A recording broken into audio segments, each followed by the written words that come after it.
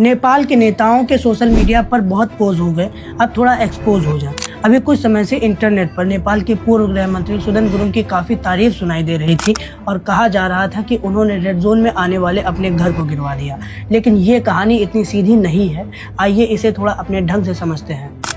वैसे कोई इतना त्यागी नेता कभी नेपाल में हुआ नहीं है जो अपना घर गिरवा दे, अपने पद से इस्तीफा दे दे, और इस सरकार में तो बिल्कुल भी नहीं हो सकता। रिपोर्ट्स के अनुसार करीब 8 से 10 साल पहले सुदन गुरुङ और उनके 2 बिजनेस पार्टनर दीपक भट्टा और जीबी राय ने एडवेंचर स्पोर्ट्स नेपाल नाम से एक एडवेंचर टूरिज्म प्रोजेक्ट शुरू करने के लिए पोखरा में फेवा लेक के पास जमीन लीज पर ली थी, जिसमें उनका plan swimming pool, adventure activity और टूरिज्म बिजनेस करना था।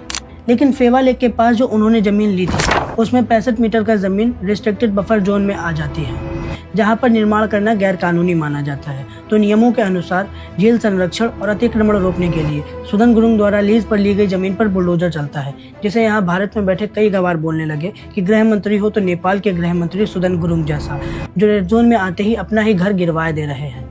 जबकि नेपाल की काठमांडू घाटी में बागमती नदी के किनारे थापाथली, गैरीगांव, मनोहर नदी के तट से लेकर वीरगंज में सड़क विस्तार के नाम पर 1200 से अधिक घर ध्वस्त किए गए, जिन्हें कहीं और घर या जमीन नहीं दी गई। जब उनकी बात रोशन पोखरेल ने करी तब उसे जेल में डाल दिया गया। उनका किसी को ख्याल नहीं है, एक मंत्री का जो उनका घर भी नहीं था, उन्हें यहाँ अपने भारत देश में भगवान बनाए दे रहे हैं। इसके अलावा सुदन गुरुङ के ऊपर मनी लॉन्ड्रिंग के भी चार्जेस लगे हुए हैं। इन्होंने अपने राजनीतिक और नौकरशाही नेटवर्क का इस्तेमाल करके सरकारी कॉन्ट्रैक्ट्स और वित्तीय सौदे अपने दोस्त दीपक भट्टा की कंपनी स्टार माइक्रो इंश्योरेंस के माध्यम से घोटाले कर रहे थे, जिसमें इन्होंने भी 25 लाख नेपाली रुपए का निवेश करा रखा था। इसी के कारण ही इन्हें अपने पद को त्यागना पड़ा। ये सब जानते हुए भी भारत के कई क्रिएटर्स व्यूज के चक्कर में वीडियो पर वीडियो बनाए जा रहे थे, जबकि अभी सबको पता है कि नेपाल और भारत के संबंध सही नहीं चल रहे हैं। नेपाल भारत पर कस्टम ड्यूटी से लेकर भारत के कुछ हिस्से जैसे बिहार, उत्तर प्रदेश, उत्तराखंड और पश्चिम बंगाल के कई क्षेत्रों को मिलाकर 1816 की ट्रीटी ऑफ सुगौली को तोड़कर ग्रेटर नेपाल बनाने की फिराक में है।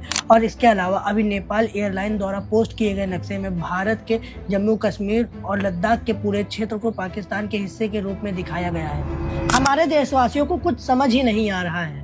हर कोई बस केवल व्यूज खा रहा है। सभी लोग इन नेपाल के नेताओं के पीआर स्टंट में फंस रहे हैं। कुछ नहीं, व्यूज और टीआरपी की भूख ही ऐसी है कि लोग सोचते हैं भंडारा चल रहा है, सबको मिल रहे हैं, तो हम काहे बच रहे हैं।